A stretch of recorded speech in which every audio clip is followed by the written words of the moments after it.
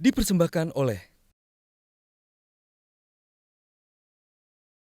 Kayaknya sedikit galau karena sebelumnya bilang tidak mau ke MK, tapi akhirnya ke MK. Apa yang terjadi dan diskusinya seperti apa sehingga akhirnya memutuskan untuk ke MK?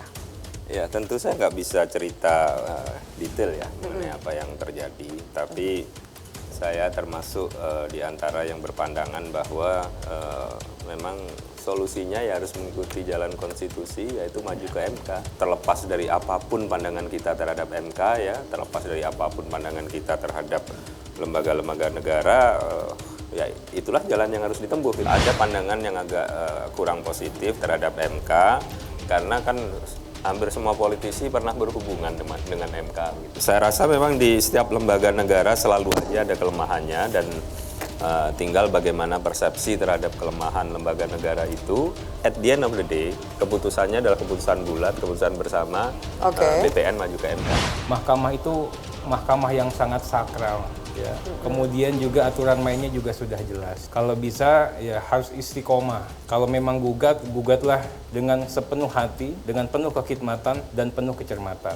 Mahkamah sudah menangani banyak perkara. Makanya saya juga katakan yang mana sih MK yang nggak benernya. Saya hanya menyayangkan, tapi saya juga menyarankan kalau bisa saat ini sudahlah fokus saja. Karena ada dua hal, bagaimana membuktikan adanya kesalahan penghitungan yang membuat pemohon ini harusnya menang nggak jadi menang.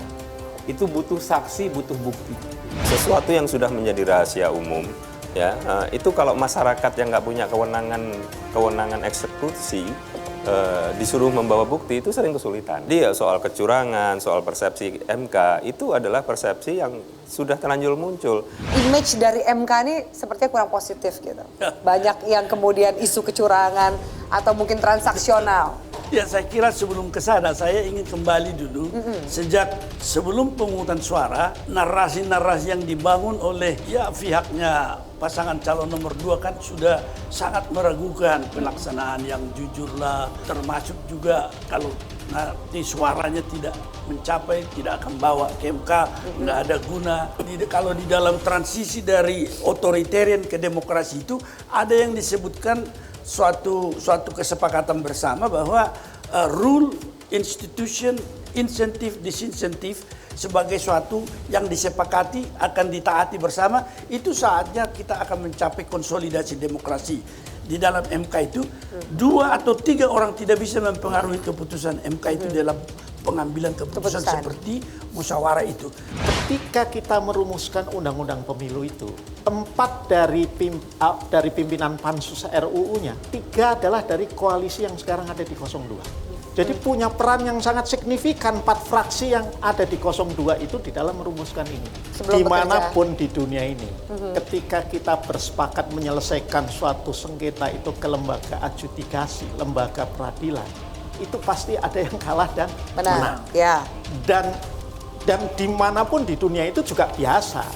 Yang kalah itu akan merasa bahwa pengadilannya tidak fair, memihak, parsial bukannya imparsial, dependen bukannya independen, itu pasti akan suara. Tapi ini luar biasa. Proses pengadilannya belum dimulai, bahkan permohonannya itu belum diajukan, sudah dikembangkan narasinya. Ini luar biasa. Secara artinya politis ini apa itu? adalah Anda tradisi yang jelek dalam berdemokrasi dan dalam bernegara hukum. Yang kedua yang ingin saya tegaskan juga, jangan juga dikembangkan kita, karena ini terjadi pada hampir semua lembaga negara, cara-cara berpikir induktif. Ada satu kasus, ada satu kejadian, kemudian itu seakan-akan semuanya sama. Hakim MK Harjono mengatakan gugatan kecurangan hasil pemilu rawan kandas jika selisih perolehan suara terlampau jauh. Apakah seperti itu? Ya, jadi saya kira perselisihan perhitungan suara yang diklaim itu tentu saja kalau dikatakan biasanya bahwa KPU itu salah dalam perhitungannya, yang benar akan ditunjukkan oleh pemohon, tetapi semua yang kita dalilkan harus kita buktikan, ya. Bagaimana buktinya? Berupa clipping koran atau clipping dari media online? Itu kan secara umum semua tahu itu bahwa itu bukan alat bukti sebenarnya. Tapi boleh dijadikan. Tapi diakui oleh Bambang Wijayanto berhasil petunjuk. memenangkan kasusnya katanya lewat clipping koran itu. Saya kira itu berlebihan lah. Tentu hakim yang kita berikan wewenang menilai karena undang-undang menyebutkan alat bukti itu kan yang surat yang otentik. Kalau di dalam Pemilu itu sesuatu yang diautentifikasi, itu tentu itu yang menjadi alat bukti sampai ke tingkat yang paling tinggi. Itu semua adalah berita acara dan sertifikasi perolehan suara. Kalaupun ada misalnya kecurangan, dia katakan ada suatu informasi yang dimuat di media, itu tidak bisa kita katakan alat bukti karena itu adalah bisa jadi pendapat, bisa jadi orang memberikan informasi secara sepihak. Kalau misalnya tadi clipping atau berita online itu tadi yang diajukan itu berdiri sendiri hanya sebagai clipping atau online, maka itu memang boleh dikatakan barangkali paling banter hanya petunjuk.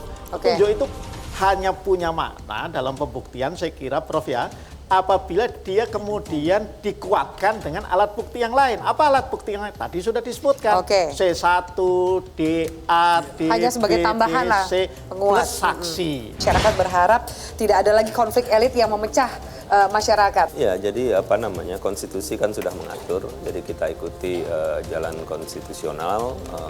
Silahkan nanti tim lawyer, BPN, timnya Pak Asrul berdebat di sana. Ya. Saya berharap betul ya semua elit-elit politik, pemimpin partai juga membangun suatu kondisi, kita serahkan kepada MK, percayakan, tetapi awasi dia secara terbuka, luas, sehingga mereka itu juga tidak bisa tidak perlu kita curigai lagi bahwa dia berpihak ke kiri dan ke kanan. Kita akan hormati seluruh proses. Demikian juga kita harapkan kubu 02 seperti itu karena apa? Yang kejadian hari ini akan menjadi legacy. Baik itu alhamdulillah, kalau tidak baik akan menjadi kesan buruk bagi generasi mendatang bahwa inilah potret demokrasi kita di tahun 2019. Dan itu untuk dua belah pihak ya. Dipersembahkan oleh